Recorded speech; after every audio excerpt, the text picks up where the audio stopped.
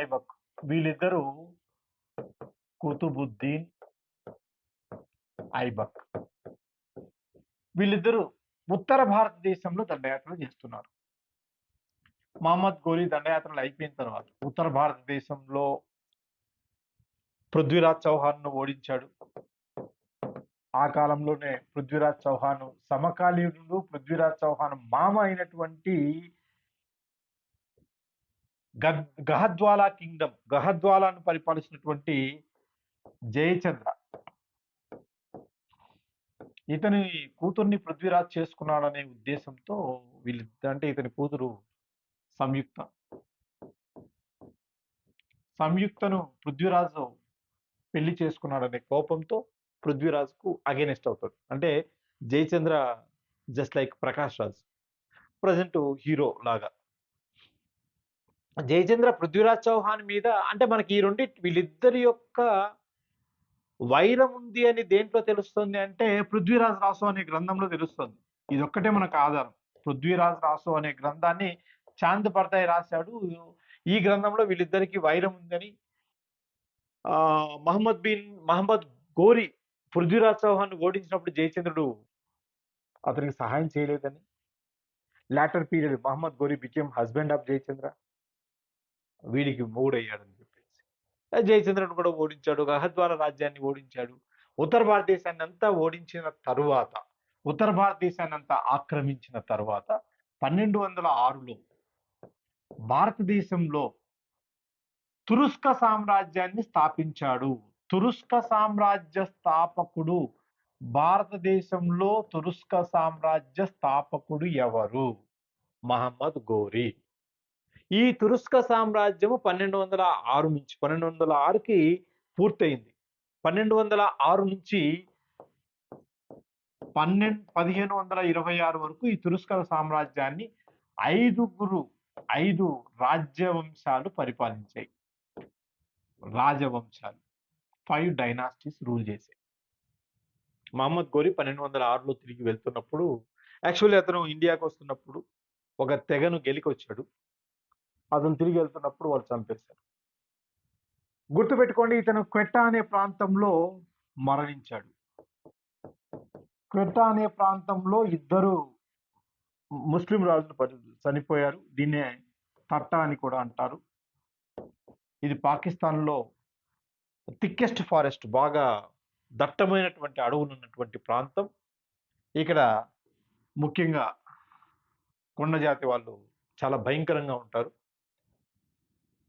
క్వెట్టా అనే ప్రాంతంలోనే మహమ్మద్ ఘోరీతో పాటు మహమ్మద్ బిన్ తుగ్లక్ కూడా ఇక్కడే మరణించాడు. ఈ ప్రదేశంలోనే, క్వెట్టా లేదా తట్టా అనే ప్రదేశంలోనే 1904లో లార్డ్ కర్జన్ ఒక సైనిక పాఠశాలను నిర్మించాడు. సైనిక కళాశాల నిర్మించాడు యూరోపియన్ స్టైల్లో.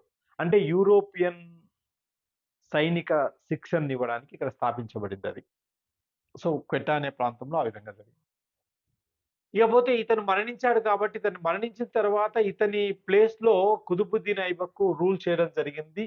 ఈ కుతుబుద్దీన్ ఐబక్ భారతదేశంలో మనం ఐబక్ను ఇతను మహమ్మద్ ఘోరీకి బానిస కాబట్టి ఇతను స్థాపించినటువంటి రాజ్యాన్ని బానిస వంశం అన్నారు, స్లేవ్ డైనాసిటీ. ఇక్కడ 5 రాజవంశాలు మనకు పరిపాలించాయి. స్లేవ్ డైనాసిటీ 1206 నుంచి 1290 వరకు. స్లేవ్ల తర్వాత ఖిల్జీ వంశం పరిపాలించింది. ఖిల్జీలు 1290 నుంచి 1320 వరకు పరిపాలించారు. ఖిల్జీల తర్వాత తుగ్లక్ వంశం పరిపాలించింది. ఈ తుగ్లక్ వంశం అనేది 1320 నుంచి 1414 వరకు పరిపాలించడం జరిగింది. తుగ్లక్ వంశం తర్వాత సయ్యద్ వంశం పరిపాలించింది. సయ్యద్లు 1414 నుంచి 1451 వరకు పరిపాలించారు. సయ్యద్ల తర్వాత లోడి వంశం రూల్ లేకొచ్చింది. లోడీలు 1451 నుంచి 1526 వరకు పరిపాలించారు. ఈ 5 రాజవంశాల్లో మొదటి 3 తురుస్క వంశానికి చెందినటువంటివి. తురుస్కులు అంటే టర్కీ వంశానికి చెందినటువంటి వాళ్ళు. సయ్యదులేమో అరబ్బులు, వీళ్ళు అరబ్ జాతికి చెందినటువంటి వాళ్ళు. లోడీలేమో ఆఫ్ఘన్లు.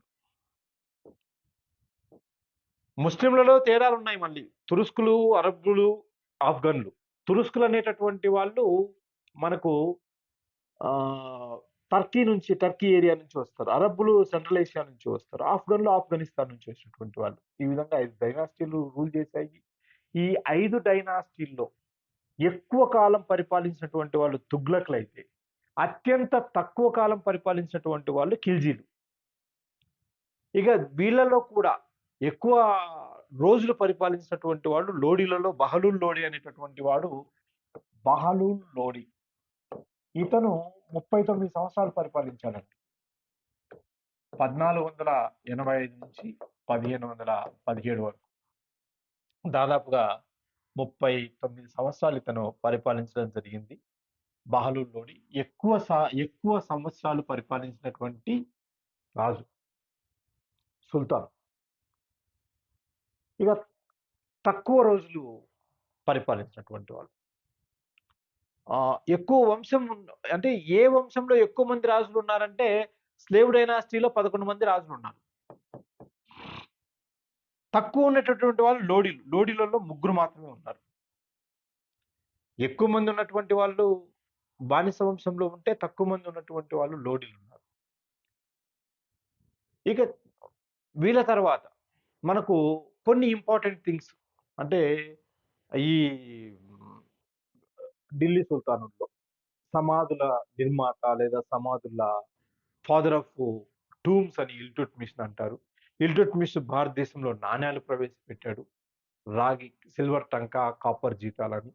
ఢిల్లీ సుల్తానుల్లో ఇక్తా వ్యవస్థను అంటే సైనికులకు జీతాలు ఇవ్వకుండా భూములు ఇచ్చే పద్ధతిని ప్రవేశపెట్టి ముక్తిని దానికి హెడ్‌గా చేశాడు. ఢిల్లీ సుల్తానులో మహిళ రజియా సుల్తానా. ఢిల్లీ సుల్తానుల్లో వ్యవసాయాన్ని అభివృద్ధి చేసినటువంటి వాడు, వ్యవసాయానికి రుణాలు ఇచ్చినటువంటి వాడు మహమ్మద్ బిన్ తుగ్లక్. ఆ రుణాలను క్యాన్సెల్ చేసినటువంటి వాడు ఫిరోజ్ షా తుగ్లక్. వ్యవసాయాన్ని ఇరిగేషన్ అంటే ముఖ్యంగా కాలువ వ్యవస్థను అంటే నీటిపారుదల వ్యవస్థను ఎక్కువగా చేసినటువంటి వాళ్ళు, ఎక్కువగా అభివృద్ధి చేసినటువంటి వాళ్ళు తుగ్లక్‌లు. జిజియా పన్నును ప్రవేశపెట్టినటువంటి వాళ్ళు కూడా, జిజియా పన్నును బ్రాహ్మణుల దగ్గర నుంచి కూడా వసూలు చేసినటువంటి వాడు ఫిరోజ్ షా తుగ్లక్. ఈ విధంగా వీళ్ళకి సంబంధించి మనకు కొన్ని ఇంపార్టెంట్ థింగ్స్ ఉన్నాయి. అయితే ఫిరోజ్ షా తుగ్లక్ భారతదేశంలో సెరికల్చర్ అనే విధానాన్ని కూడా ప్రవేశపెట్టాడు. ఇక్కడ ఇది పోతే మనం ఒక్కొక్క రాజవంశం గురించే చెప్పుకుంటే, సపోజ్ మీకు కొన్ని ఇంపార్టెంట్ బానిస వంశం. బానిస వంశాన్ని స్థాపించినటువంటి వాడు మనం ఐబక్ అని చెప్తాం. కుతుబుద్దీన్ ఐబక్. కుతుబుద్దీన్ ఐబక్ భారతదేశంలో బానిస వంశాన్ని స్థాపించాడు. Just minute.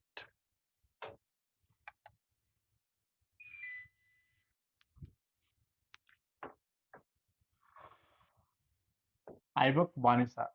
ఐబక్‌తో పాటు బానిస వంశం మొత్తం మీద 3 బానిసలు ఉంటారు. ఐబక్ ఒకరు, ఇల్తుత్మిష్ ఒకరు, బాల్బన్ ఒకరు. వీళ్ళు ముగ్గురిని బానిసలు అంటారు. మిగతా వాళ్ళు బానిసలు కాదు. 3 బానిసలు ఉన్నారు. ఐబక్ అంటే చంద్రుడు లాంటి వాడు. భూమిపైన చంద్రుడు లాంటి వాడు. చాలా అందమైనటువంటి వాడని. But he was very ugliest. అందంగా ఉండడు. ఐబక్కు స్థాపించినటువంటి సామ్రాజ్యం తురుస్క వంశం. అదే భారతదేశంలో బానిస వంశంగా చెప్పుకోదగినటువంటిది. దీంట్లో ఐబక్ మనకు భారతదేశంలో 2 మసీదులు నిర్మించాడు.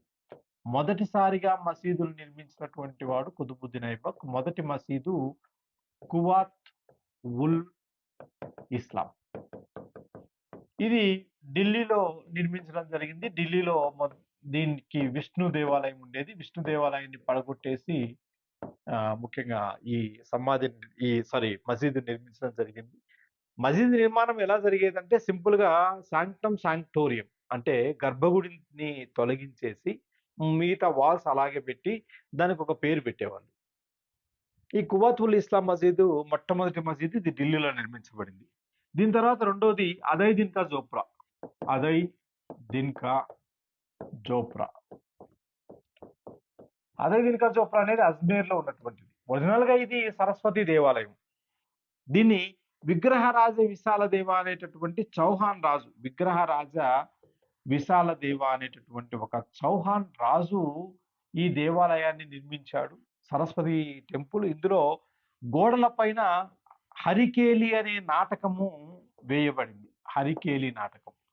హరికేలి అనేటటువంటి హిందూ నాటకం గోడల పైన వేయబడింది. ఇతను వేయించాడు. హరికేలి అంటే కిరాతార్జునీయం. అర్జునుడికి ఈశ్వరుడికి జరిగినటువంటి యుద్ధ సన్నివేశాలు అవి గోడల మీద ఉన్నాయి. ఆ గోడల మీద ఉన్నటువంటి ఆ సన్నివేశాలు కూడా చెరిగిపోలేదు. అదే దిన్ కా జోప్రాలో ఒక ముస్లిం మసీదులో హిందూ నాటకం అనేది ఉంది. ఇది చాలాసార్లు ఎగ్జామ్లో అడిగారండి. విగ్రహారాయ విశాల దేవ ఇతను ముఖ్యమైనటువంటి వాడు. సో ఈ విధంగా ఇల్తుత్మిష్ సారీ ఐబక్, కుతుబుద్దీన్ ఐబక్ భారతదేశంలో ఇవి స్థాపించడమే కాకుండా కుతుబ్ మీనార్‌ను ఇతను మొదలుపెట్టాడు. ఖ్వాజా కుతుబుద్దీన్ కాకి. ఇతను ఎవరి కోసం ఈ అంటే కుతుబ్ మీనార్‌ను నిర్మించాడు కుతుబుద్దీన్ ఐబక్ అన్న విషయానికొస్తే. కుతుబ్ మీనార్. కుతుబ్ మీనార్. కుతుబ్ మీనార్ ఇది ఢిల్లీలో నిర్మించడం జరిగింది. ఖ్వాజా కుతుబుద్దీన్ కాకి. ఖ్వాజా కుతుబుద్దీన్ కాకి. ఈ ఖ్వాజా కుతుబుద్దీన్ కాకి పేరు మీద ఇతని జ్ఞాపకార్థంగా కుతుబ్ మీనార్ ఇతను మొదలు పెడితే ఈ కుతుబ్ మీనార్‌ను పూర్తి చేసినటువంటి వాడు ఇల్తుత్మిష్. ఇల్తుత్మిష్ పూర్తి చేస్తే దాన్ని తుది మెరుగులు దిద్దినటువంటి వాడు, ఫైనల్ టచ్ ఇచ్చినటువంటి వాడు ఫిరోజ్ షా తుగ్లక్. ఈ ముగ్గురిని మీరు గుర్తుపెట్టుకోవాలి. ఎందుకంటే గతంలో ఈ క్వెషన్ చాలా సార్లు అడిగారు.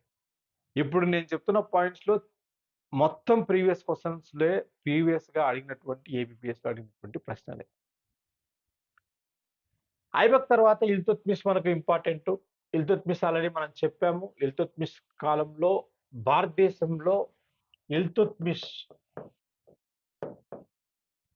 ఢిల్లీ నుంచి పరిపాలించినటువంటి మొట్టమొదటి ఢిల్లీ చక్రవర్తి. అందువల్ల ఇతన్ని ఢిల్లీ సుల్తాన్ వంశ స్థాపకుడు, నిజమైన వాస్తవమైన ఢిల్లీ సుల్తాన్ వంశ స్థాపకుడుగా ఇల్తుత్మిష్‌ని చెప్పుకుంటాడు. ఇతని పేరు మాలిక్ శంసుద్దీన్ ఇల్తుత్మిష్.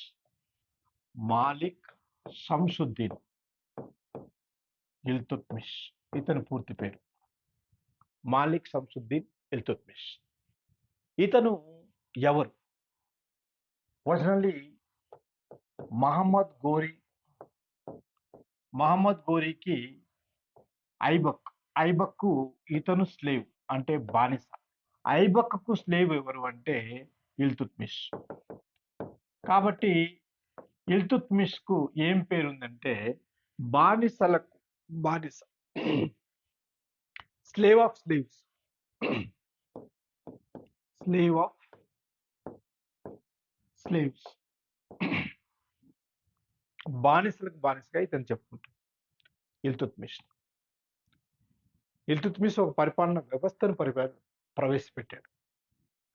ఖలీఫా దగ్గర నుంచి అనుమతి పత్రాన్ని తీసుకున్న మొట్టమొదటి ఢిల్లీ సుల్తాన్. ఇతను 1227లో 27-28 ప్రాంతంలో ఖలీఫా నుంచి అనుమతి పత్రం. ఇతను 1211 నుంచి 1236 వరకు పరిపాలించాడు.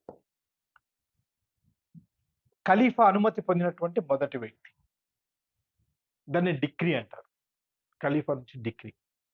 అదే కాకుండా ఇతను జస్టిస్ బెల్, ధర్మగంట వేయించిన మొదటి రాజు. ఇతని కాలంలో భారతదేశానికి 1226లో చెంగీజ్ ఖాన్ దండయాత్రలు మొదలయ్యాయి. చెంగీజ్ ఖాన్ పేరు అందరూ వినే ఉంటారు. అత్యంత బలమైనటువంటి, ప్రపంచంలో క్రూరమైనటువంటి వ్యక్తి చెంగీజ్ ఖాన్. చెంగీజ్ ఖాన్ ఆఫ్ఘనిస్తాన్ అంతా ఆక్రమించాడని, జవహర్లాల్ నెహ్రూ ఏం చెప్తాడంటే Chengiz Khan ఆఫ్ఘనిస్తాన్‌లోని 1,00,000 he enjoyed 1,00,000 women. దాదాపుగా 90% ఆఫ్ఘనిస్తాన్ ప్రజలు చెంగీజ్ ఖాన్‌కి పుట్టినవాళ్ళు. చెంగీజ్ ఖాన్ సంతతి అని చెప్పడం జరిగింది. సో, అలాంటి వ్యక్తి. అయితే ఇతనొస్తున్నాడు అన్నప్పుడు Iltutmish he spent sleepless nights. నిద్రలేని రాత్రులు గడిపాడు. బట్ అన్‌ఫార్చునేట్‌లీ చెంగీజ్ ఖాన్ చనిపోయాడు. ఇల్తుత్మిష్ బయటపడ్డాడని చెప్పాలి. ఇల్తుత్మిష్ కాలంలో ముఖ్యమైనటువంటిది చహల్‌గని అనేటటువంటి దాన్ని ప్రవేశపెట్టాడు. చహల్‌గనిని ఏర్పాటు చేశాడు. చహల్‌గని అంటే 40 నోబుల్స్, 40 మంది నోబుల్స్‌తో ఒక వ్యవస్థను, ఒక ఆర్గనైజేషన్‌ని ఇతను నిర్మించాడు. ఇతని కాలంలోనే ఇతని కొడుకు చనిపోయాడు. నజీరుద్దీన్ అనే ఇతని కొడుకు చనిపోతే నజీరుద్దీన్‌కు సమాధి నిర్మించాడు. భారతదేశంలో మొట్టమొదటిసారిగా ముస్లిం సమాధి నజీరుద్దీన్ సమాధి. అది మీరు గుర్తుపెట్టుకోవాల్సింది.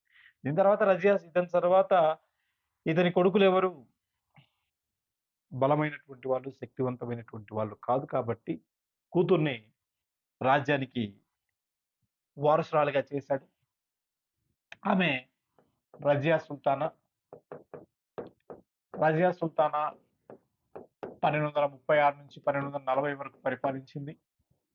భారతదేశాన్ని పరిపాలించినటువంటి మొట్టమొదటి ముస్లిం మహిళ. ఢిల్లీని పాలించిన మొట్టమొదటి మహిళ. ఈమె కాలంలోనే మాలిక్ జమాలుద్దీన్ యాకూత్ వీడి వల్ల మొత్తం ఈమె అన్పాపులర్ అయింది. మాలిక్ జమాలుద్దీన్ యాకూత్ ఇతను అబిసీనియాకు చెందినటువంటి బానిస, అబిసీనియన్ స్లేవ్. ఈమె బాయ్ ఫ్రెండ్. వీడిని వదిలేయాలని చెప్పేసి ఉలేమాని చెప్పారు 40 నోబుల్స్.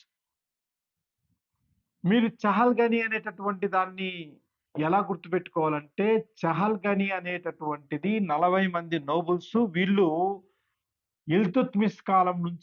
ఇల్తుత్మిష్ టైం నుంచి బాల్బన్ వరకు మొత్తం సుల్తాన్లందరినీ తయారు చేసింది వీళ్ళే. కాబట్టి వీళ్ళను కింగ్ మేకర్స్ అంటారు.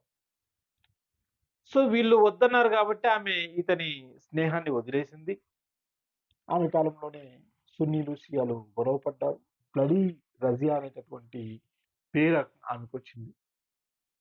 నజీరుద్దీన్ మహమ్మద్ మత సన్యాసి అయినటువంటి వాడికి, అంటే లాల్ గుంబజ్, ఇక్కడ నజీరుద్దీన్ మహమ్మద్ అనేటటువంటి ఒక మత సన్యాసికి ఈమె కాలంలోనే ఒక సమాధి కట్టడం జరిగింది. ఆ సమాధినే లాల్ గుంబజ్ అంటారు. లాల్ గుంబజ్. ఇప్పుడు మనకు ఢిల్లీలో ఉన్నటువంటి లాల్ గుంబజ్ అది. ఈమె కాలంలో బటుండికి గవర్నర్‌గా పనిచేస్తున్నటువంటి ఆల్తూనియా అనేవాడు ఈమెను బంధించి తర్వాత వివాహం చేసుకున్నాడు. వీళ్ళిద్దరూ ఢిల్లీకి వస్తుంటే దొంగలు వీళ్ళిద్దరిని చంపేశారు. రజియా సుల్తానా, ఆల్తూనియా వీళ్ళిద్దరూ దొంగల చేతిలో చనిపోయారు. ఈ తర్వాత మనకు బాల్బన్ అండి.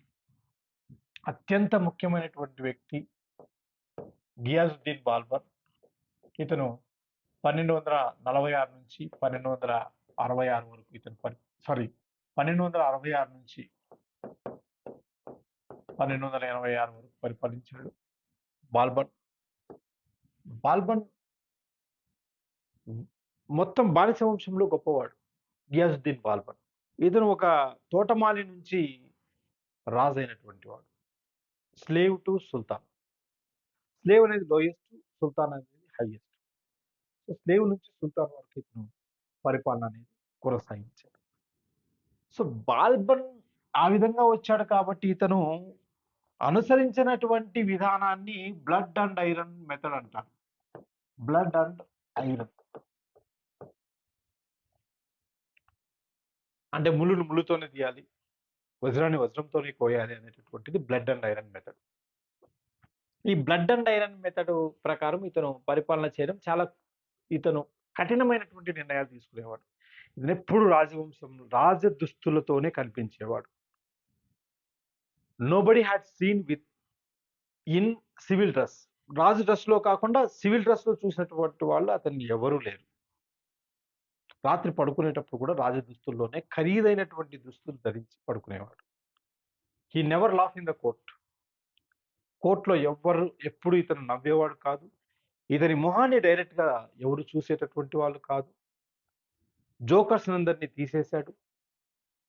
He dismissed all the jokers. ఈ విధంగా ఇరానియన్ స్టైల్స్, భారతదేశ పరిపాలనలో ఇరానియన్ స్టైల్స్ అనేటటువంటి దాన్ని ప్రవేశపెట్టాడు. ఇతని కోర్టు, ఇతని ఆస్థానాన్ని రెడ్ ప్యాలెస్ అంటారు. గుర్తుపెట్టుకోండి. Red palace. ఇతని ఆస్థానం అంటే ఇతని రాజభవనాన్ని రెడ్ ప్యాలెస్ అంటారు. ఇతను పదవిలోకి రాగానే చహల్గని అనేటటువంటి 40 మంది కులీలను అబాలిష్ చేశాడు, రద్దు చేశాడు. ఎవరైనా విదేశీయులు ఇతని కోర్టుకొస్తే మోకాళ్ళ మీద నిలబడాలి, మోకాళ్ళ మీద నడవాలి. మోకాళ్ళ మీద మాత్రమే ఉండాలి.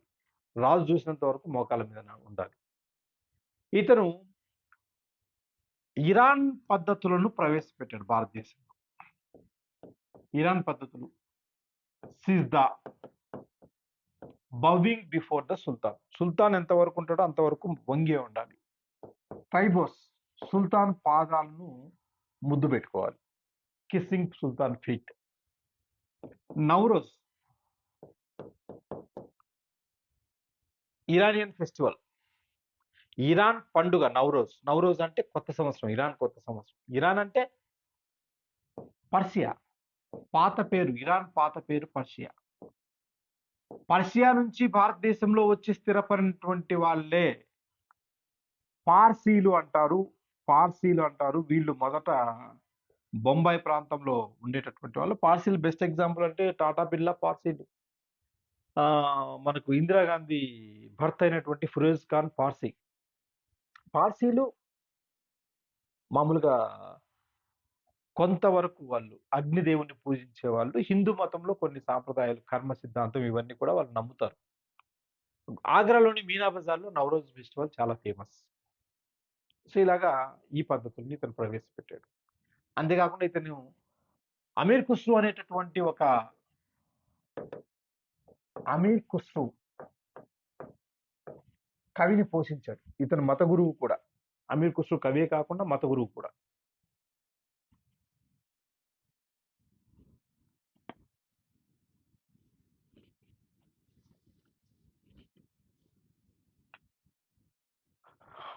బాల్బన్ న్యాయగంట వేయించాడు, జస్టిస్ బెల్. అమీర్ ఖుస్రోకు ఉన్నటువంటి పేరు గుర్తుపెట్టుకోండి, తోతే హింద్. తూతే హింద్ అంటే భారతీయ చిలుక అని అర్థం.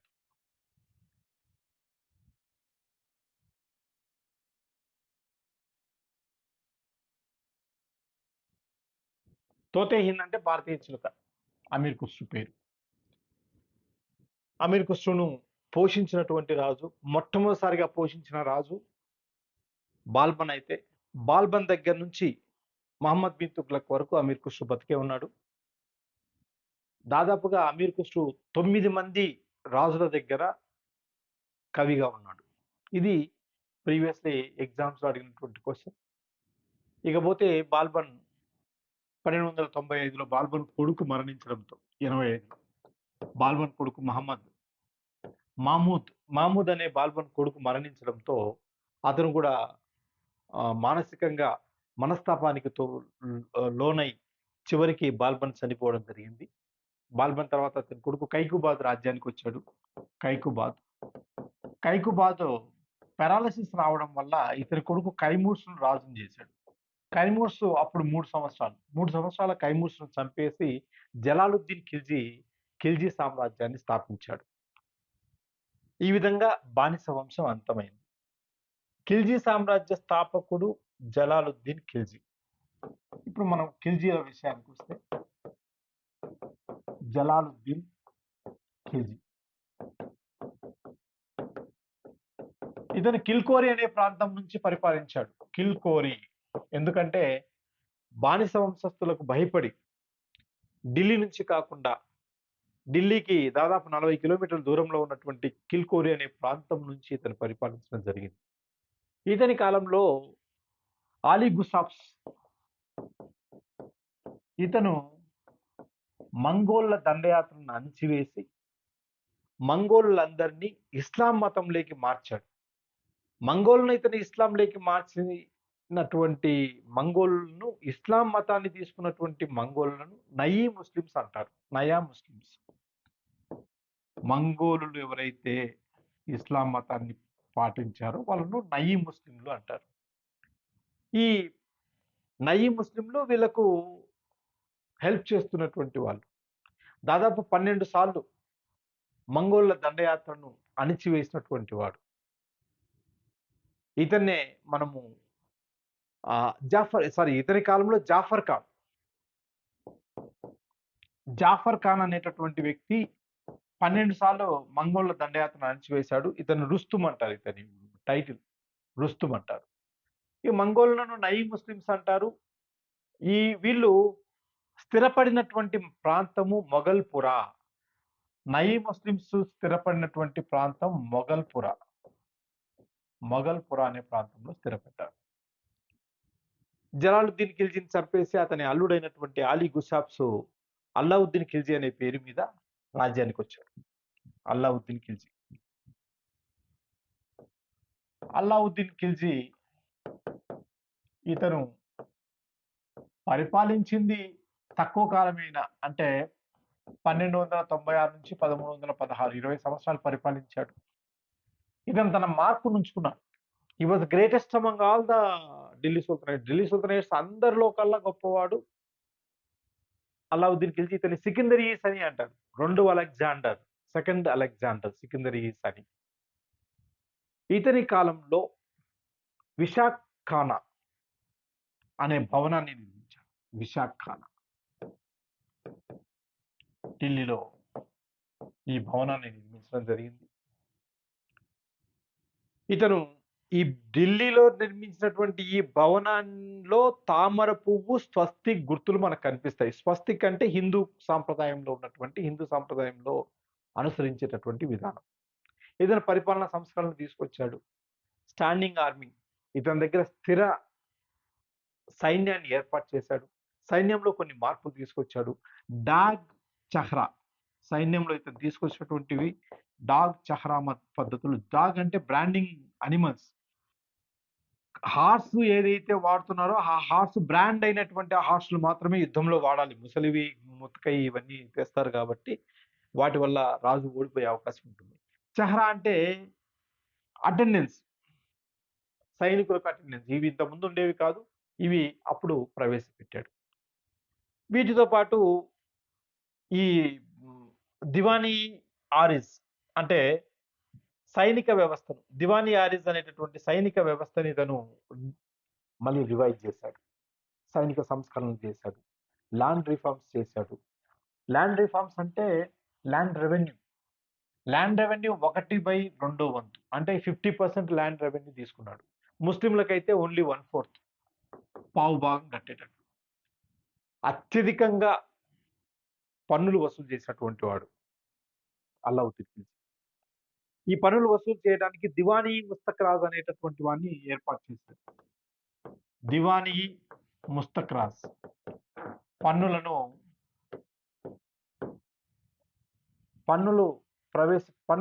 తీసుకునేటటువంటి వాడు, పన్నులు వసూలు చేసేటటువంటి వాడు. పన్నుల గురించి దివానీ ముస్తక్రాజ్.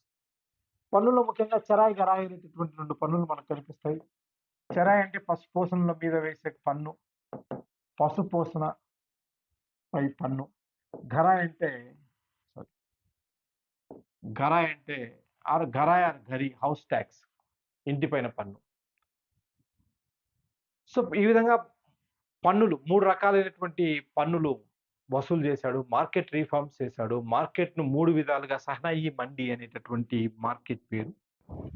అల్లావుద్దీన్ ఖిల్జీ కాలంలో ట్యాక్స్లే కాకుండా మార్కెట్ రీఫార్మ్స్ చేశాడు. మార్కెట్ను 3 భాగాలుగా విభజించాడు. సహనాయి మండి అనేటటువంటి మార్కెట్ను 3 రకాలుగా చేశాడు. అంటే మనం ఇప్పుడు ప్రస్తుతం ఉన్నటువంటి సూపర్ మార్కెట్లో ఒక్కొక్క అంతస్తులో ఒక్కొక్కటి ఉంటాయి. ఒక అంతస్తులో ఉమెన్ వేరు, మెన్స్ వేరు, తర్వాత కిడ్స్ వేరు, తర్వాత ఇంట్లో సామాన్లు ఇలాగా ఏ విధంగా డివిజన్ చేస్తారో ఆ విధంగా ఆ రోజుల్లోనే అతను డివిజన్ చేశాడు అల్లావుద్దీన్ ఖిల్జీ. అల్లావుద్దీన్ ఖిల్జీ సంస్కరణలకు, మార్కెట్ సంస్కరణలకు అత్యంత ప్రసిద్ధి. ప్రపంచంలోనే మార్కెట్ సంస్కరణలకు ప్రసిద్ధి చెందినటువంటి వాడు అల్లావుద్దీన్ ఖిల్జీ. ఎందుకు మార్కెట్ రిఫార్మ్స్ చేయాలనుకున్నాడు అంటే, అతను దాదాపుగా 5,00,000 సిద్ధ సైన్యాన్ని, అంటే స్టాండర్డ్ ఆర్మీ, దాన్నే స్టాండింగ్ ఆర్మీ అని కూడా అంటారు. శాశ్వత సైన్యాన్ని అతను జీతాలిచ్చి పెట్టుకోవాలనుకున్నాడు. జీతాలివ్వాలంటే తక్కువ జీతాలివ్వాలి. ఎక్కువ మంది అప్లై చేస్తే తక్కువ జీతాలివ్వాలి. లేదంటే ట్రెజరీ ఎంప్టీ అయిపోతుంది. తక్కువ జీతాలివ్వాలి అంటే మార్కెట్‌లో రేట్లు తక్కువగా ఉండాలి. మార్కెట్‌లో రేట్లు తక్కువగా ఉంటే జీతం సరిపోతుంది. ఇక లంచాలకు వీటికి పాల్పడడం అనేది చాలా తక్కువగా ఉంటుంది. నిజాయితీగా పనిచేయడం ఉంటుంది. అంటే అతనికొచ్చే సాలరీ అతనికి సరిపోతే ఇక మనం కంప్లీట్‌గా లంచాలు అంటే కరప్షన్ అనేటటువంటి దాన్ని తగ్గించొచ్చు అనేది అతని ఉద్దేశం.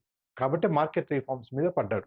ఆ తర్వాత ఇతని కాలంలో దండయాత్రలు, అల్లావుద్దీన్ ఖిల్జీ చేసినటువంటి దండయాత్రలు కూడా అత్యంత ప్రసిద్ధి చెందినటువంటివి. ఉత్తర భారతదేశ దండయాత్రలు, దక్షిణ భారతదేశ దండయాత్రలుగా మనం ఉత్తర భారతదేశము, మధ్య భారతదేశము, దక్షిణ భారతదేశం 3 దండయాత్రలుగా చెప్పుకోవచ్చు. ఉత్తర భారతదేశంలో 1299లో గుజరాత్ మీద ఫస్టు 1299లో గుజరాత్ మీద దండయాత్ర చేయడం జరిగింది. అప్పుడు గుజరాత్‌ను పరిపాలిస్తున్నటువంటి రాజు రాయ్ కరణ్ దేవా. రాయ్ కరణ్ దేవా. ఈ రాయ్ కరణ్ దేవా అనేటటువంటి రాజు మీద యుద్ధం చేసి రాయ్ కరణ్ దేవాను ఓడించి ఆయన భార్య అయినటువంటి కమలాదేవిని తీసుకెళ్ళిపోయారు. కమలాదేవి అత్యంత అందమైనటువంటిది కాబట్టి ఈ కమలాదేవిని తర్వాత అల్లావుద్దీన్ ఖిల్జీ వివాహం చేసుకోవడం జరిగింది. కమలాదేవి కూతురు రెహల్ రాణి, అల్లావుద్దీన్ ఖిల్జీ కొడుకు ఖిజర్ ఖాన్ ఆమెను ప్రపోజ్ చేస్తే ఆమె చనిపోవడము, ఆమెను బలవంతం చేస్తే చనిపోవడం జరిగింది. ఖిజర్ ఖాన్, రెహల్ రాణి స్టోరీ అది హిందీలో చాలా పాపులర్ స్టోరీ. దీని తర్వాత 1301లో 1301 అల్లావుద్దీన్ ఖిల్జీ ఉత్తర భారతదేశ దండయాత్రలో భాగంగా 1301లో రణతంబోర్ మీద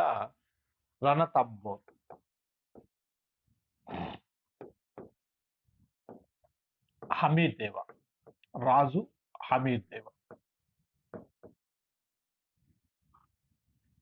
ఇతను ఓడిపోయాడు.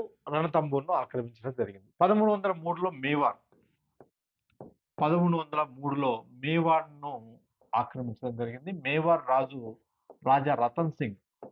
రాజా రతన్ సింగ్ మనకు వెరీ పాపులర్. అందరికి బాగా తెలుసు. ఎందుకంటే రాణి పద్మావత్, ఇతని భార్య రాణి పద్మావత్. రాణి పద్మావత్‌ను మోహించి ఈమెను ఎలాగైనా చూడాలి అనే ఉద్దేశంతో ఆ రాజ్యం మీద దండయాత్ర చేశాడు. ఆమెను చూపిస్తే నేను వెనక్కెళ్తానని చెప్పాడు. కానీ ఆమెను అద్దంలో చూపించడం వల్ల హర్ట్ అయ్యాడు. అందరిని చంపేశాడు. చివరికి ఈమె కూడా జోహార్ చేసుకొని చనిపోయింది. దీన్ని మాలిక్ మహమ్మద్ జైసీ అనేటటువంటి వ్యక్తి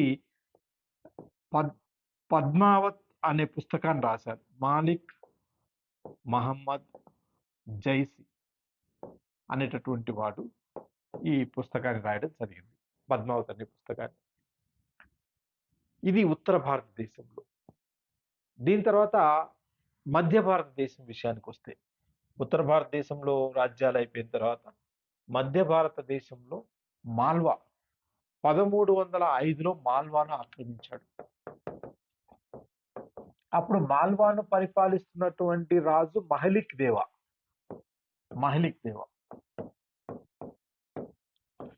మహలిక్ దేవాను ఓడించి మాల్వాను ఆక్రమించడం జరిగింది. 1308లో సవానా అనే ప్రాంతాన్ని ఆక్రమించాడు. సవానా అనేది రాజస్థాన్‌లో ఉన్నటువంటి ప్రాంతం.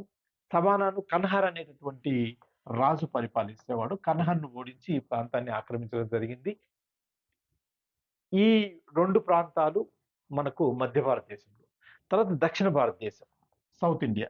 దక్షిణ భారతదేశ దండయాత్రలు అత్యంత ప్రసిద్ధి చెందినటువంటి దండయాత్రలు. దక్షిణ భారతదేశ దండయాత్రల విషయానికి వస్తే 1303లో మొట్టమొదటిసారిగా వరంగల్ మీద దండయాత్ర చేయడం జరిగింది.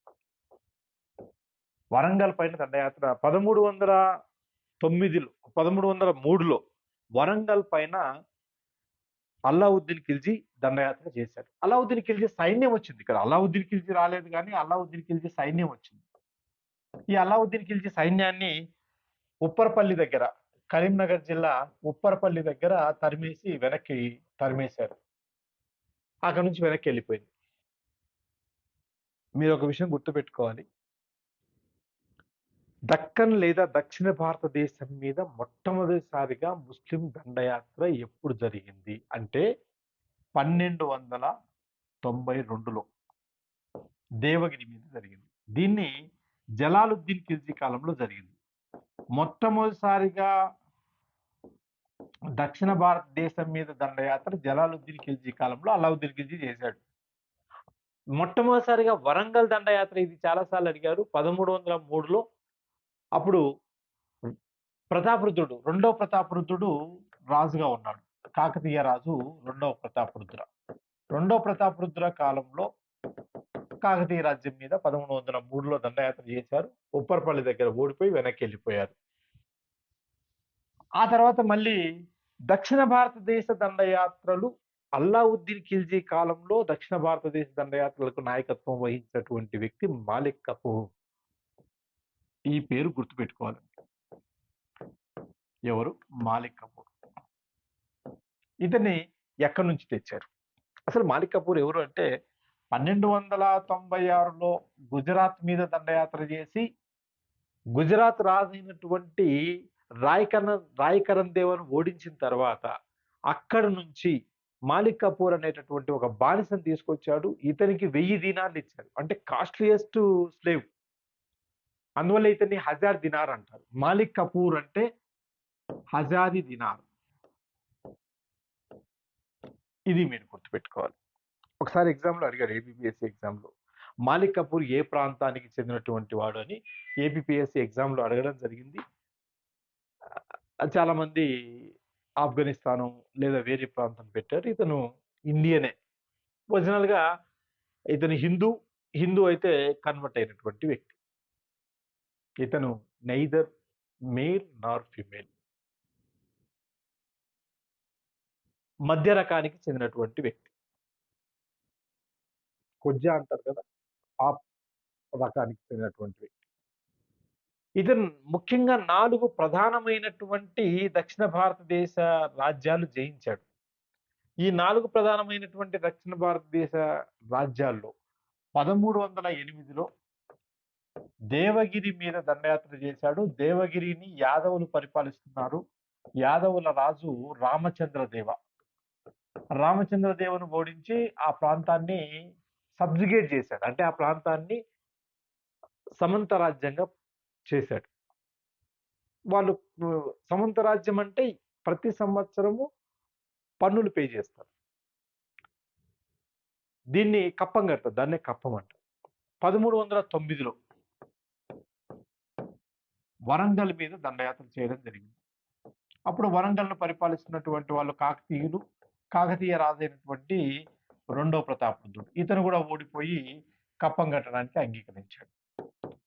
ఆ తర్వాత 1310లో ద్వారసముద్రను హోయసాలను పరిపాలిస్తున్నారు. వీళ్ళను హోయసాలాస్ ఆఫ్ ద్వారసముద్ర అంటారు. హోయసాలు బాగా ఇంపార్టెంట్ ఎప్పుడు అంటే వీళ్ళు హాలిబేట్ టెంపుల్స్ కట్టించారండి. ఇది గుర్తుపెట్టుకోవాలి. హోయసాల రాజైనటువంటి బల్లాల దేవ 3, మూడవ బల్లాల దేవుడు ఓడిపోయాడు. ఇది కూడా సామంత రాజ్యం అయింది. 1311లో ఇక పూర్తిగా దక్షిణ భారతదేశానికి వెళ్ళాడు.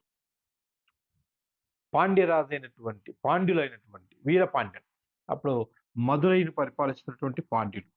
ఈ మదురైని పరిపాలిస్తున్నటువంటి పాండ్య రాజుల్లో వీరపాండ్యన్, సుందరపాండ్యన్ అనే ఇద్దరిని ఓడించాడు.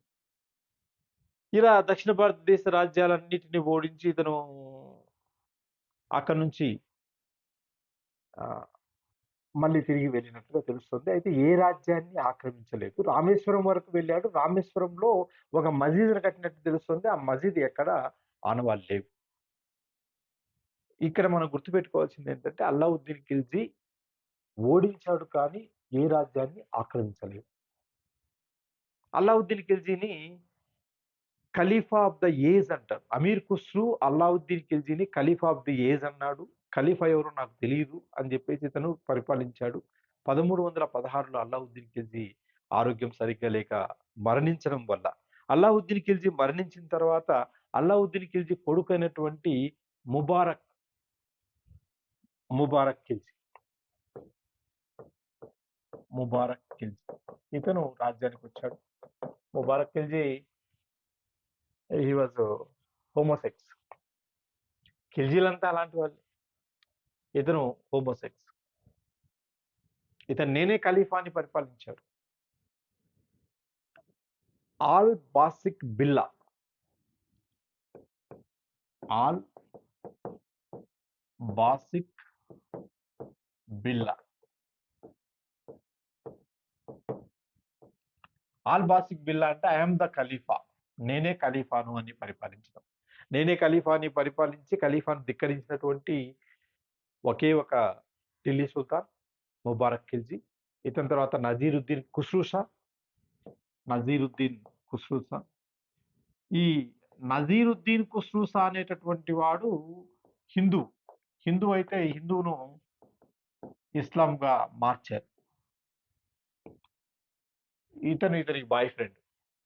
నేను ముందే చెప్పాను ఇతను హోమోసెక్స్. ఆవిడని చంపేసి వీడు వచ్చాడు. మళ్ళీ వీడిని చంపేసి తుగ్లక్లు పరిపాలించారు. గాజీ మాలిక్ అనేటటువంటి వాడు గియాజుద్దీన్ తుగ్లక్ అనే పేరు మీద పరిపాలిస్తూ తుగ్లక్ రాజ్యాన్ని స్థాపించినటువంటి వాడు. తుగ్లక్ రాజ్యాన్ని స్థాపించింది గియాజుద్దీన్ తుగ్లక్. ఈ గియాజుద్దీన్ తుగ్లక్ అనేటటువంటి వాడి అసలు పేరు ఘాజీ మాలిక్. ఘాజీ మాలిక్ తన పేరులోనే ఘాజీ అని పెట్టుకున్నటువంటి వాడు ఏకైక ఢిల్లీ ముస్లిం. గియాజుద్దీన్ ఘాజీ అంటే పవిత్రమైన యుద్ధాలు చేసేవాడు అని అర్థం. ఖలీఫాకు దగ్గరైనటువంటి వాడు అని అర్థం. ఇతని కాలంలోనే మనకు కాకతీయ రాజ్యం పైన ఇతని కొడుకు అనేటువంటి జూనా ఖాన్ వరంగల్ పైన దండయాత్ర చేశాడు. 1321లో అప్పుడు ప్రతాపరుద్రుడు రెండో ప్రతాపరుద్రుడు రాజు 1321లో రెండో ప్రతాపరుద్రుని మీద దండయాత్ర చేసి ఓడిపోయి వెనక్కి వచ్చాడు. మళ్ళీ 1323లో కాకతీయ రాజ్యాన్ని ఆక్రమించాడు. ప్రతాపరుద్రుడిని ఓడించి కాకతీయ రాజ్యాన్ని ఆక్రమించాడు. అందరితో కాకతీయ రాజ్యం అంతమైంది. వరంగల్ను ఆక్రమించడం జరిగింది. ఘాజీ మాలిక్ ఆర్ గియాజుద్దీన్ తుగ్లక్ ఇతను తుగ్లకాబాద్ అనే కోటను నిర్మించాడు. అంతేకాకుండా ఇతను తక్కావి రుణాలు అంటే వ్యవసాయ రుణాలను ప్రవేశపెట్టాడు. ఇతని తర్వాత ఇతన్ని చంపేసి ఇతని కొడుకు రాజ్యానికి వచ్చాడని చెప్పేసి అంటే ఇతని తర్వాత మహమ్మద్ బిన్ తుగ్లక్ ఇతను తండ్రిని చంపి రాజ్యానికి వచ్చాడు అని చెప్పినటువంటి వాడు ఇబిన్ బట్టుటా. కమిటెడ్ ప్రాక్టిసైడ్ పితృహంతక రాజు అని. ఇతను 13 ఏళ్లకే రాజు అయ్యాడని కొంతమంది చెప్తారు. ఇతను ఏబులెస్ట్ పర్సన్, అందరిలో కల్లా బాగా చదివినటువంటి వాడు, ఎడ్యుకేటెడ్. 12 సబ్జెక్టులలో గణితము, తర్వాత న్యాయ శాస్త్రాలు, తర్కశాస్త్రము ఇలాగా అనేక శాస్త్రాలను ఇతను చదివినటువంటి వాడు. 12 సబ్జెక్టులలో పండితుడు అని చెప్తారు. ఇతని కాలంలో జినప్రభ సూరి అనేటటువంటి జైన పండితుడు, జినప్రభ సూరి అనే జైన పండితుడితో ఇతను చర్చలు జరిపాడు. మత చర్చలు అంటే ఇతనికి చాలా ఇంట్రెస్ట్. లౌకికవాది, ఏ మతాన్ని ఇతను అనుసరించలేదు. ముస్లిం అయినప్పటికీ కూడా మిగతా మతాలను కూడా సహనంతో చూశాడు. అందువల్ల ఇతని లౌకికవాది అంటారు. కానీ ఇతనికి ఉన్నటువంటిది ఏంటంటే ఇతను ఎవరి మాట వినడు. సీతయ్య ఎవరి సలహాలు పాటించడు. ఏదనుకుంటే అది చేస్తాడు. ఇతన్ని మహమ్మద్ బిన్ తుగ్లక్ను బదౌని అనేక రకాలుగా విమర్శించడం జరిగింది. అతని సమకాలీన రచయిత అయినటువంటి బదౌని ఇతన్ని వండర్ ఆఫ్ క్రియేషన్ అన్నాడు. Wonder of creation. The birth of Muhammad bin Tughlaq was calamity. సృష్టి వైపరీత్యం, వీడు పుట్టడమే ఒక సృష్టి వైపరీత్యం. క్యాప్రిసియస్ సుల్తాన్, క్యాప్రిసియస్ సుల్తాన్, పిచ్చి తుగ్లక్ అని ఇతనికి పేరు పెట్టాడు. ఇతన్ని ప్రజలు పిచ్చి తుగ్లక్ అని చెప్పేవాళ్ళు, వండర్ ఆఫ్ క్రియేషన్ వాళ్ళు. ఎందుకు ఈ విధంగా అంటారు అంటే, ఇతను ఏదైతే అనుకున్నాడో అవన్నీ ఫెయిల్యూర్ అయ్యాయి. 5 ఎక్స్పెరిమెంట్లు చేశాడు, 5 ఎక్స్పెరిమెంట్స్ సక్సెస్ఫుల్లీ ఫెయిల్యూర్, అద్భుతంగా ఫెయిల్యూర్ చేశాడు. ఈ 5 ఎక్స్పెరిమెంట్స్ ఏమి ఇతని కాలంలో అంటే, మొట్టమొదటిది మహమ్మద్ బిన్ తుగ్లక్ కాలంలో మొట్టమొదటిగా చెప్పుకున్నటువంటిది, ఇతను క్యాపిటల్ రాజధానిని 1326లో రాజధాని ఢిల్లీ నుండి దౌలతాబాద్, దేవగిరి అనే ప్రాంతానికి మార్చాడు, దౌలతాబాద్కు మార్చాడు, మళ్ళీ దౌలతాబాద్ నుంచి ఢిల్లీకి మార్చాడు. రాజధాని 2 సార్లు మార్చినటువంటి వ్యక్తి అల్లావుద్దీన్ ఖిల్జీ, సారీ మహమ్మద్ బిన్ తుగ్లక్. మహమ్మద్ బిన్ తుగ్లక్ ఇది చాలా సార్లు అడిగాడు, రాజధాని 2 సార్లు మార్చిన సుల్తాన్ ఎవరని, మహమ్మద్ బిన్ తుగ్లక్. ఇతను ఇంకా రెండోది ఏంటంటే అంతర్వేది గంగా యమున ప్రాంతంలో, ఇప్పుడు దీన్నే మనం ఏంటంటే ప్రయాగ అంటారు, ప్రయాగ ప్రాంతంలో ట్యాక్స్ పెంచాడు, పన్నులు పెంచాడు. హాఫ్ ఆఫ్ ది ట్యాక్స్, 1/3 నుంచి హాఫ్ పెంచాడు. ఆ సంవత్సరమే పంటలు పండలేదు. పంటలు పండక ట్యాక్స్ కట్టక వీళ్ళు ఏంటంటే, ఆ ఏరియాలో ఉన్నటువంటి వాళ్ళందరూ పండిన పంటను కాల్చేసి పారిపోతే, మళ్ళీ వాళ్ళని తెప్పించేసి వాళ్ళకు తక్కువ రుణాలు ఇచ్చి పంటను పండించేటట్టు చేశారు. ఇది 1329లో జరిగింది. ఆ తర్వాత 1330లో మూడోది ఏంటంటే టోకెన్ కరెన్సీ. ఇతను టోకెన్ కరెన్సీని ప్రవేశపెట్టాడు. వెండి నాణ్యాలకు బదులుగా కాపర్ కాయిన్స్, రాగి నాణ్యాలు ప్రవేశపెట్టాడు. వెండి నాణ్యాన్ని టంకా అంటారు, రాగి నాణ్యాన్ని జీతాలు అంటారు. జీతాలని ఎక్కువగా ఇతను వాడడము, దాని మీద రాజముద్ర లేకపోవడము, అప్పటికప్పుడు నాణ్యాలు మింట్ చేసి దొంగ నాణ్యాలు సర్క్యులేట్లోకి రావడం, ఇవన్నీ జరిగాయి. కాబట్టి ఈ నాణ్యాలను మళ్ళీ నిలిపేసి కాపర్ కాయిన్స్ ఇచ్చినటువంటి వాళ్ళకు మళ్ళీ సిల్వర్ కాయిన్స్ ఇవ్వడం జరిగింది. అప్పటికప్పుడు కాపర్ కాయిన్స్ ముద్రించి చాలా మంది ధనవంతులయ్యారు. అంటే రీసెంట్గా డిమానిటైజేషన్ ఏ విధంగా అయిందో ఆ విధంగా ఫస్ట్ భారతదేశ చరిత్రలో డిమానిటైజేషన్ చేసిన చక్రవర్తి ఇతను. తర్వాత నాలుగోది ఖురాసన్ అనేటటువంటిది, ఇది మధ్య ఆసియాలో ఒక ప్రాంతం, సెంట్రల్ ఏషియా, మధ్య ఆసియాలో ప్రాంతం. ఇది ఇరాన్ కింద ఉండేది. ఇరాన్ రాజు ఇక్కడ అబూ సయ్యద్ అనేటటువంటి ఇరాన్ రాజు, అబూ సయ్యద్ పరిపాలన కింద ఉండేది. ఇతని పరిపాలన కింద అనేక రకాలైనటువంటి గొడవలు జరుగుతుంటే, తానా షరీఫ్ అనేటటువంటి ఒక మంగోలియన్, తానా షరీఫ్ అనేటటువంటి వాడు, నేను నీకు హెల్ప్ చేస్తాను, నాకు సైన్యాన్ని పంపించంటే, దాదాపుగా 3,70,000 సైన్యాన్ని అపాయింట్ చేసి వీళ్ళకు సంవత్సరం జీతం ఒకేసారి ఇచ్చి, ఈ సైన్యాన్ని పంపిస్తే వీడు చివరికి తానా షరీఫ్ అనేవాడు హ్యాండ్ ఇచ్చి వాడికి హెల్ప్ చేయకుండా పోయాడు. ఆ విధంగా ఇక్కడ లాస్ అయింది. తర్వాత ఐదోది ఏంటంటే క్వారాజల్ అనేటటువంటిది మనకు ఉత్తర భారతదేశంలో హిమాలయ ప్రాంతంలో ఉన్నటువంటి ఒక ఏరియా.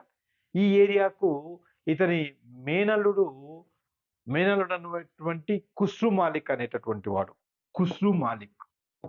వీడిని అక్కడికి పంపించి దండయాత్రకు పంపిస్తే, ఆ ఏరియాలో ప్లేగ్ ఉందని తెలిసి కూడా వీడు 10,000 మందిని తీసుకెళ్లాడు. 10,000 మందిలో 10 మంది తిరిగి వచ్చారు. ఈ ప్లేగ్ వ్యాధి వ్యాపించడంతో అక్కడి నుంచి వచ్చినటువంటి వాళ్ళ నుంచి ప్లేగ్ వ్యాధి వస్తుందని రాజు కూడా అక్కడి నుంచి పారిపోయి దేవగిరిలో తలదాచుకోవడం జరిగింది. ప్లేగ్ వ్యాధి వచ్చినప్పుడు దేవగిరిలో తలదాచుకున్నటువంటి చక్రవర్తి ఇతని కాలంలో తిరుగుబాట్లు కూడా జరిగాయి. విజయనగర సామ్రాజ్యం 1336లో హరిహర బుక్క అనేటటువంటి వాళ్ళిద్దరు 1336లో విజయనగర సామ్రాజ్యాన్ని స్థాపించారు. హరిహర బుక్క విజయనగర సామ్రాజ్యాన్ని స్థాపించారు. 1347లో అల్లావుద్దీన్ హాసన్ గంగు, గుర్తుపెట్టుకోండి, అల్లావుద్దీన్ హాసన్ గంగు, ఇతను బహమనీ సామ్రాజ్యాన్ని స్థాపించాడు. దక్కన్‌లో ఏర్పడిన మొట్టమొదటి ముస్లిం సామ్రాజ్యం బహమనీ సామ్రాజ్యం. ఈ బహమనీ సామ్రాజ్యం తర్వాత 5 రాజ్యాలుగా విడిపోయింది. ఇతని టైంలోనే అంటే అల్ మనకు మహమ్మద్ బిన్ తుగ్లక్ కాలంలో 1333లో ఇబిన్ బట్టుటా భారతదేశాన్ని సందర్శించాడు. మొరాకో ట్రావెలర్ ఇబిన్ బట్టుటా మొరాకో నుంచి వచ్చాడు. ఇతన్ని ఢిల్లీ కొత్వాల్ చేశాడు. ఇతన్ని ఢిల్లీ కొత్వాల్ చేయడమే కాకుండా చైనాకు రాయబారిని కూడా పంపించడం జరిగింది. 1351లో మహమ్మద్ బిన్ తుగ్లక్ క్వెట్టా అనే ప్రాంతంలో దారి తప్పి చనిపోయాడు. Missing ruler in the Indian history. సైన్యం ఒకవైపు వెళ్ళిపోయింది. ఈయన ఒకవైపు వెళ్ళాడు. ఇతని తర్వాత ఇతనికి కొడుకులు కూడా రాజ్యానికి రావడానికి లేరు కాబట్టి ఇతని సోదరుడు అంటే కజిన్ చిన్నాన్న కొడుకు ఫిరోజ్ షా తుగ్లక్ రాజ్యానికి వచ్చాడు. ఇతను 37 సంవత్సరాలు పరిపాలించాడు దాదాపుగా. ఇతను పరిపాలించినటువంటి 37 సంవత్సరాల కాలంలో అనేక రకాలైనటువంటి మార్పులు తీసుకొచ్చాడు. శాంతి కాముకుడు. యుద్ధాలంటే ఇతనికి పడవు. సంస్కరణలు చేశాడు. కానీ పక్కా ముస్లింగా పరిపాలించాడు. ఎప్పుడు తప్పదాగేటటువంటి వాడు. తాగేసి బట్టలు కూడా సరిగ్గా ఒంటి మీద లేకుండా అర్ధనగ్నంగా తిరుగుతూ ఉండేటటువంటి వాడు. ఇతను ఖ్వాజా జహాన్ నగరి అనేటటువంటి అతన్ని హత్య చేసి మాలిక్ మక్బూల్ సహాయంతో అతన్ని హత్య చేశాడు. మాలిక్ మక్బూల్‌ను ముస్లిం మతంలోకి మార్చాడు. తర్వాత పూరి జగన్నాథ దేవాలయాన్ని ఇతను కొల్లగొట్టడం జరిగింది. పూరి జగన్నాథ దేవాలయం, నాగర్‌కోటలో ఉన్నటువంటి జ్వాలాముఖి దేవాలయాన్ని కొల్లగొట్టాడు. ఈ జ్వాలాముఖి దేవాలయం నుంచి దాదాపుగా 300 రాత ప్రతులను తీసుకొచ్చి వీటిని పర్షియన్ భాషలోకి అనువాదం చేశాడు. పర్షియన్ దివానీ ఫిరోజ్ షాహి అనే పేరు మీద పర్షియాలోకి మార్చడం జరిగింది. ఇతనికి ఏన్షియంట్ స్క్రిప్ట్ అన్నా, ప్రాచీన భారతదేశంలో ఉన్నటువంటి శాసనాలన్నా బాగా ఇష్టం. అందువల్లే అశోకుని శిలాశాసనాలను రెండిటిని ఢిల్లీకి తీసుకెళ్ళాడు. మీరట్ నుంచి మీరట్ తోప్రా పిల్లర్స్ స్తూపాలు. అశోకుని మీరట్ స్తూప శాసనము, తోప్రా స్తూప శాసనము ఢిల్లీకి తీసుకెళ్లి దాన్ని చదవాలని కూడా ప్రయత్నం చేశాడు. ఇతని కాలంలో 27 పన్నులుంటే 27 పన్నుల్లో 23 పన్నులు రద్దు చేసి 4 పన్నులు మాత్రమే ఇతను వసూలు చేశాడు. ఇతను వసూలు చేసినటువంటి 4 పన్నుల్లో ఒకటి ఇతను ఖరాజ్ అనేటటువంటి పన్ను. ఇది వ్యవసాయ పన్ను ఖరాజ్ అనేది. 2 షర్బ్ అనేది. షర్జ్ అనేది పన్ను. ఇది నీటిపారుదల అంటే ఇరిగేషన్. జకాత్ 3 వచ్చేసి జకాత్. జకాత్ అనేది రిలీజియస్ ట్యాక్స్, మత సంబంధమైనటువంటిది. 4 జిజియా, ఇది కూడా మత సంబంధమైనటువంటిది. ముస్లింల దగ్గర నుంచి నాన్ ముస్లిమ్స్ నుంచి పన్ను వసూలు చేయడం. జిజియా అనే పన్ను భారతదేశంలో ముస్లిమేతరుల నుంచి, ముస్లిమేతరులు ఎవరంటే హిందువులు, భారతదేశంలో హిందువులు, ముస్లిమేతరులు, హిందువుల నుంచి వసూలు చేసే పన్ను. జిజియా పన్నును మొట్టమొదటిసారిగా భారతదేశంలో ప్రవేశపెట్టినటువంటి వాళ్ళ అరబ్బులు మహమ్మద్ బిన్ కాసిం. భారతదేశంలో ఈ పన్నును మహమ్మద్ బిన్ కాసిం ప్రవేశపెట్టాడు. దీన్ని బ్రాహ్మణుల మీద కూడా వేసినటువంటి వాడు ఫిరోజ్ షా తుగ్లక్. దీన్ని చివరికి ఈ పన్నును తీసేసినటువంటి వాడు మొఘలుల చక్రవర్తి అయినటువంటి ఫిరోజ్ షా. ఇతను పూర్తిగా తీసేశాడు. ఈ పన్నును తీసేయడం జరిగింది.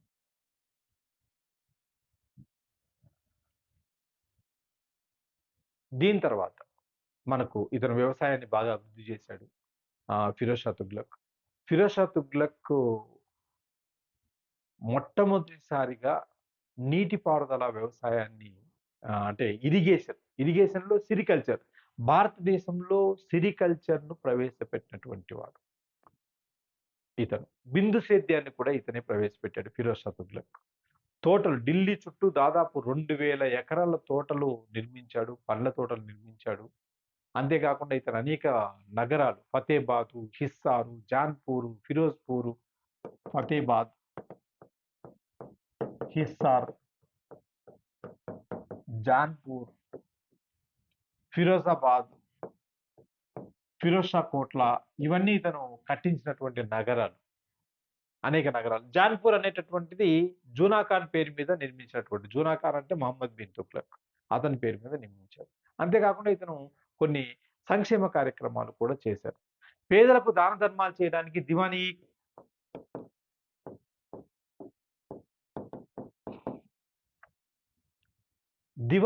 ఖైరత్, ఇది పేదలకు దానం చేసేటటువంటి సంస్థ, దాన ధర్మాలు చేసేటటువంటిది. దివానీ ఖైరత్. మజ్లిస్ ఈ ఖలాఫత్, మజ్లిస్ ఈ ఖలాఫత్.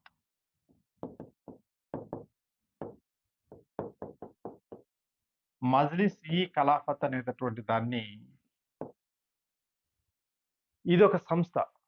ఇది వృద్ధులకు సహాయం చేసేటటువంటి సంస్థ. మజ్లిస్ ఈ మజ్లిస్ ఈ ఇస్తహక్ వృద్ధులకు, మజ్లిస్ ఈ ఖలాఫత్ అనేటటువంటిది మంత్రి మండలి. మజ్లిస్ ఈ ఇస్తఫక్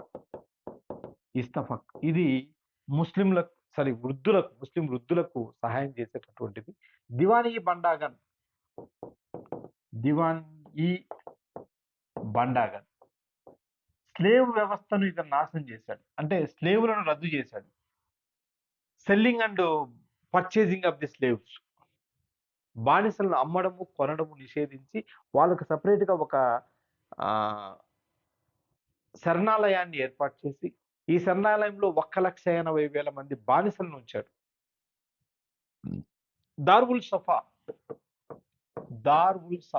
అంటే ప్రభుత్వ ఆసుపత్రిని కూడా ఇతను కట్టించాడు. ఈ విధంగా అనేక సంక్షేమ కార్యక్రమాలు. ఇదే కాకుండా నిరుద్యోగుల కోసం నిరుద్యోగ కేంద్రం, నిరుద్యోగులు వాళ్ళు ఏ ఉద్యోగం అయితే చేస్తారో ఆ ఉద్యోగము, వాళ్ళ క్వాలిఫికేషన్స్ అవన్నీ అక్కడ ఎంటర్ చేసుకోవచ్చు. ఎప్పుడు ఖాళీ అయితే అప్పుడు వాళ్ళను పిలిచి వాళ్ళకు జాబ్ ఇవ్వడం జరుగుతుంది. ఇలాంటివి ఫిరోజ్ షా తుగ్లక్ చేశాడు. తుగ్లక్లలో చిట్ట చివరి వాడు నజీరుద్దీన్ మహమ్మద్ తుగ్లక్. నజీరుద్దీన్ మహమ్మద్ తుగ్లక్ చివరి తుగ్లక్. ఇది చాలాసార్లు అడిగారు. నజీరుద్దీన్ మహమ్మద్ తుగ్లక్. ఇతని కాలంలోనే 1398లో తైమూర్ దండయాత్ర జరిగింది. సమర్కండ్ నుంచి తైమూర్ రాజు వచ్చి దండయాత్ర చేశాడు. భారతదేశంలో అత్యంత ఎక్కువ దోపిడీ జరిగినటువంటి దండయాత్ర. మహమ్మద్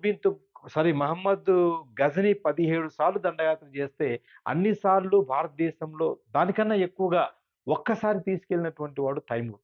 భారతదేశంలో అనేక వనరులు కాలిపోయాయి ఇతని కాలం, అంటే అడుగంటుకుపోయాయి.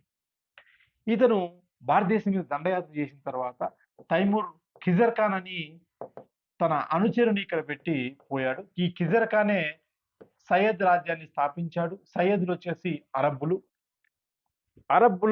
సయ్యద్ వంశాన్ని స్థాపిస్తే సయ్యద్ వంశ స్థాపకుడు ఖిజర్ ఖాన్. ఇది చాలాసార్లు అడిగారు. సయ్యద్ వంశంలో చివరివాడు, సయ్యద్ వంశంలో స్థాపించినటువంటి వాడు ఖిజర్ ఖాన్ అయితే సయ్యద్ వంశాన్ని నాశనం చేసినటువంటి వాడు బహలూల్ లోడి